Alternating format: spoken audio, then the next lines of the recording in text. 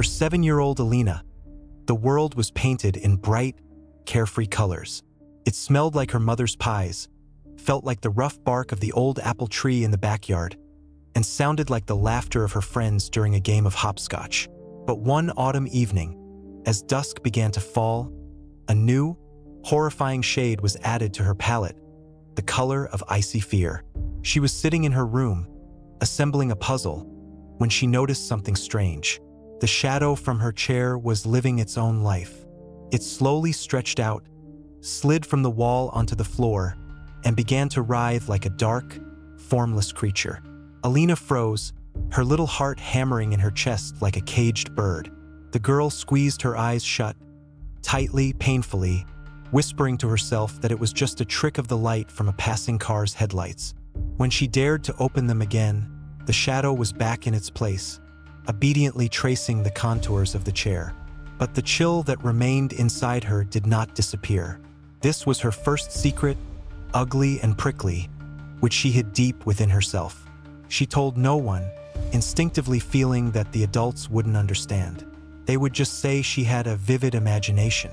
Months went by, and Alina's world continued to distort at the most unexpected moments. Sometimes the faces of people she saw on the street would blur for a moment, their smiles stretching to unnatural, grotesque proportions. One day, looking in the bathroom mirror, she saw her own reflection give a slight shake of the head while she herself stood perfectly still.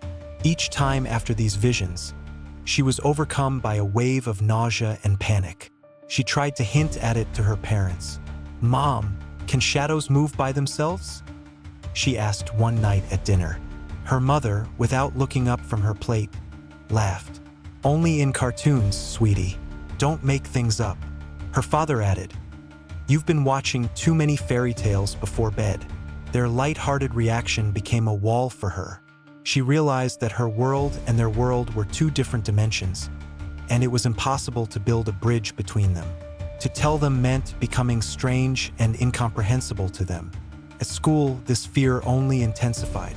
Children can be cruel to those who are different. Alina had seen how they bullied a boy who wore strange glasses or a girl who stuttered. She didn't want to be next. Her visions were becoming clearer. During class, she might see a dark spot like a giant insect crawling on the wall near the blackboard, which no one else noticed. One day during recess, she almost told her best friend, Alenka, everything. They were sitting under a tree, sharing secrets.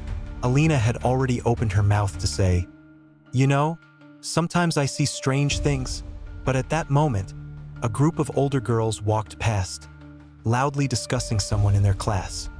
"She's totally lost her mind. They say she talks to herself. She belongs in a loony bin." Those words struck Alina like an electric shock. She fell silent.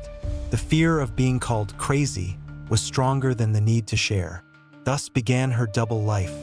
On the outside, she was an ordinary girl, smiling, sociable, a diligent student. But inside, she waged a constant war with a world that only she could see. This world was filled with disturbing details, faces in the patterns of the wallpaper, whispers coming from empty rooms, the feeling of someone's invisible presence behind her. Her visions were not like the classic ghosts from horror movies. They were subtle yet deeply unsettling distortions of reality.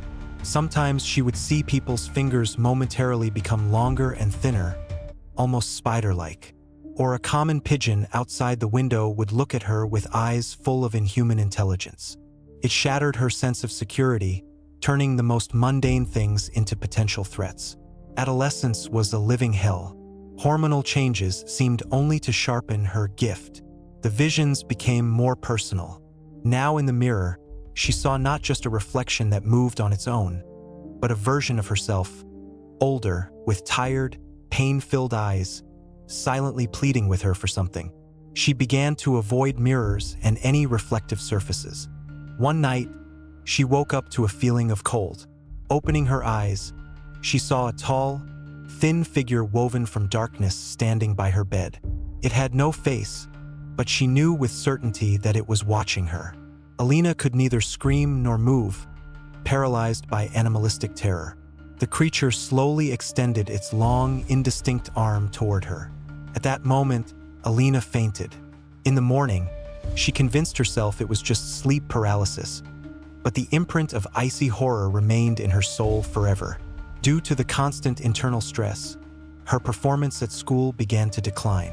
Teachers complained about her inattentiveness. Friends sometimes noticed her distant gaze and asked if everything was okay. She would just brush it off, saying she was tired or hadn't slept well. She became a master of disguise, hiding her perpetual anxiety behind a weary smile. After graduating from high school, Alina enrolled in a university in another city, cherishing the hope that a change of scenery would help her get rid of her demons. She dreamed of a new life where the world would be just as everyone else saw it. But her curse traveled with her. In the dormitory, in lecture halls, on the streets of the new city, the distorted reality continued to haunt her. She learned to function despite it all. She got an education, found a job as an accountant, a profession where numbers were logical, constant, and didn't change their shape. She had a few friends, went on dates, but never let anyone get too close. Solitude became her armor, protecting her secret.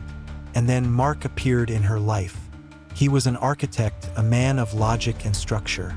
He was kind, attentive, and incredibly down-to-earth. With him, the world felt more stable, more secure. His presence had a calming effect on her. Mark saw her not as strange and distant, but as a mysterious and deep woman. She fell in love, for the first time in her life, truly. With him, she felt almost normal. His rational view of the world was the anchor she had been missing so desperately. And with love came an unbearable desire to share her burden, to stop being alone in her prison. But fear was her constant companion. When Mark proposed to her, on the eve of her 30th birthday, she realized she could no longer remain silent. Building a family on such a terrible secret would be a betrayal. She loved him too much to deceive him. For weeks, she gathered her courage, rehearsing in her head words that might sound even remotely adequate. One evening, as rain fell outside the window, creating a cozy, trusting atmosphere, she took the plunge. Her voice trembled as she began her story, going back to her childhood, to that very shadow from the chair. She told him everything. About the distorted faces, the reflection in the mirror, the terrifying figure by her bed. With every word, she felt the walls she had built for years crumble, and she was terrified by her own vulnerability. Mark listened to her attentively, without interrupting, holding her cold hands in his. When she finished, a thick, heavy silence fell in the room. Alina was afraid to look up at him, expecting to see fear, disgust, or worst of all, disbelief in his eyes. She already imagined him getting up carefully and saying that she needed help, a specialist's help. But his reaction was different. He hugged her tightly and said, "My poor girl, how many years have you carried this inside you?" He didn't call her crazy. Instead, he began to explain gently and logically. "Honey, our brain is an incredibly complex thing. Stress, childhood fears, a vivid imagination. These could have been hypnagogic hallucinations, the phenomenon of sleep paralysis. It all has a scientific explanation. It's not real. It's just your mind playing tricks on you." His words were a balm to her wounded soul. She so desperately wanted to believe him. Maybe he was right. Maybe her whole life had been just a series of vivid but unreal nightmares, born of her own brain. This thought gave her incredible hope for healing, for a normal life. She clung to his explanation like a drowning person to a life raft. For a few months, it seemed to have worked. She felt free, light. Every day without visions was a celebration. She convinced herself that Mark's love and his rationality had cured her. She began to look in mirrors without fear, to laugh more freely, to breathe deeply. But one morning, as she was brushing her teeth, standing next to Mark, she glanced in the mirror above the sink. For one brief but infinite moment, she saw the reflection of her husband, who was standing behind her, smiling at her. A wide, predatory, inhuman smile, while the real Mark was calmly shaving. She almost screamed, her heart skipping a beat. The world had fractured again. It wasn't in her head. It was real. A few days later, Mark gently asked, "How are you doing? Sweetheart, are your visions bothering you anymore?" He looked at her with such love and hope, and in that moment, Alina realized she was facing a choice: the truth or happiness. The truth meant risking everything, becoming strange again, maybe even destroying his love. And a lie would allow her to keep this fragile, but so desired world of a normal life. She looked into his loving eyes, gathered all her willpower, and forced a smile. "No, honey," she said, and her voice sounded surprisingly steady. "Nothing. Ever since we talked, it's all gone. You were right. It was all just in my head." The relief that washed over his face was both her reward and her sentence. From that day on, her double life resumed, but now it was even more complicated. The bars of a lie were added to the prison of her fears. She continued to see horrifying things: the dark figure at the edge of her vision when they walked in the park, extra fingers on the hand of the cashier at the supermarket, a face that would momentarily appear in the reflection on the TV screen. She learned to live with it, becoming a perfect actress. She never flinched, never looked away too abruptly.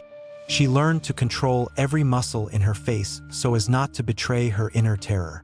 Her life with Mark was happy on the outside. They traveled, raised children, grew old together. But a part of her soul remained forever alone in a cold, dark room full of monsters. Years passed. Alina sat in a cozy armchair by the window in their country house. Mark was busy in the kitchen, humming something. Outside the window, in the garden, by the old oak tree, stood she, a woman who looked like her, but with empty eye sockets, silently staring at the house. Alina calmly met her gaze, showing no emotion. She took a sip of her tea. She had made her choice many years ago. She chose love and a warm lie over the cold, lonely truth. And that choice became her life sentence, from which there was no escape.